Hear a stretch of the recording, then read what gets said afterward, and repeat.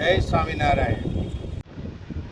સ્વામિનારાયણ મંદિર દોયાધામ વડોદરા વાઘોડિયા રોડથી પૂજ્ય દાદા ગુરુજીની સ્મૃતિમાં ચાલતા પૂજ્યપાદ ગુરુજીની આજ્ઞાથી આ અન્નક્ષેત્ર સદાવ્રતને વિશે આજે દરિદ્ર નારાયણને જમાડવા માટે સુંદર મજાનો થાળ, રસ, પૂરી, દાળ ભાત, શાકનો પ્રસાદ જમાડવામાં આવશે.